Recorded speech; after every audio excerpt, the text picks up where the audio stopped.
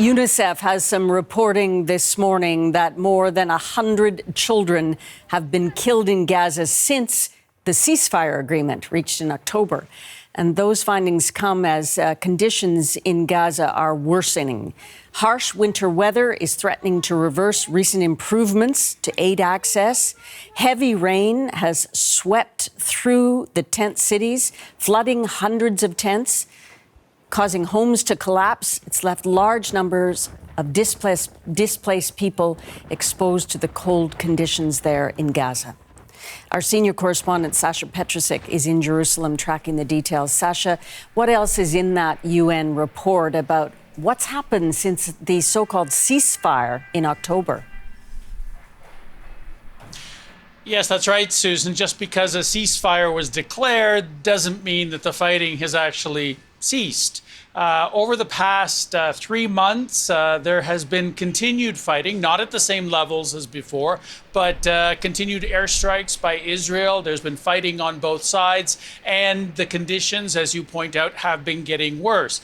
UNICEF is saying that in one slice of that, that some of the people who have been suffering the most have been children. This new report says that at least 100 children have died. That's on average 1 child per day. Since the ceasefire started, they say it's 60 boys and 40 girls. They have some of the names that are in there. And they are saying that this is happening partly because of continued fighting, airstrikes against tent cities, for instance, where Israel says Hamas fighters are hiding, perhaps airstrikes against Hamas leaders, perhaps fighting that goes on, shooting on the ground. All of that has been going on.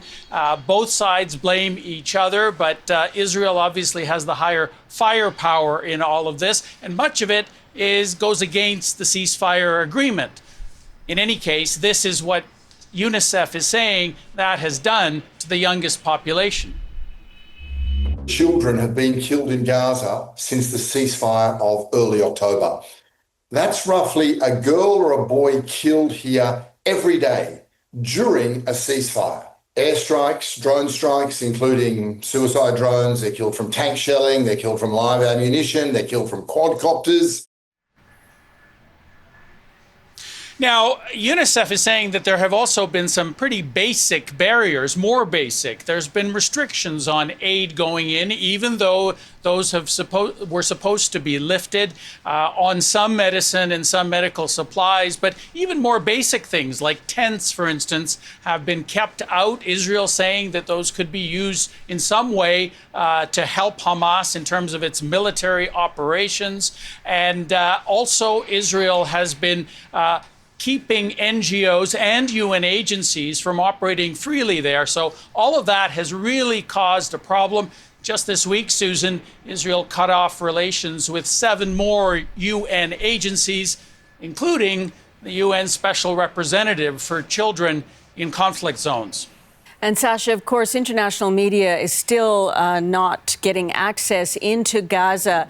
But from what you're seeing there from Jerusalem, the people who are being displaced, whose tents have collapsed because of extreme weather and other threats, where are they going?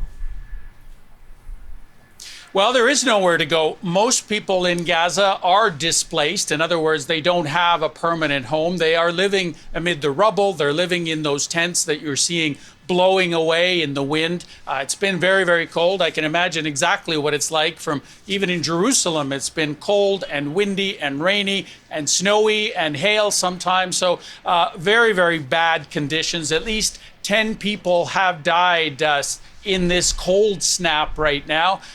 Some of them from collapsing buildings, some of them from just simply hypothermia. So all of that has really caused the suffering to increase there. And the fact that those basic bits of aid, like tents, are not being allowed in the numbers that the UN and others say are necessary, has made the situation even worse, even as these huge winds, cold winds, come blowing in off of the Mediterranean. All right, thanks for the update. Sasha Petrusik for us in Jerusalem today.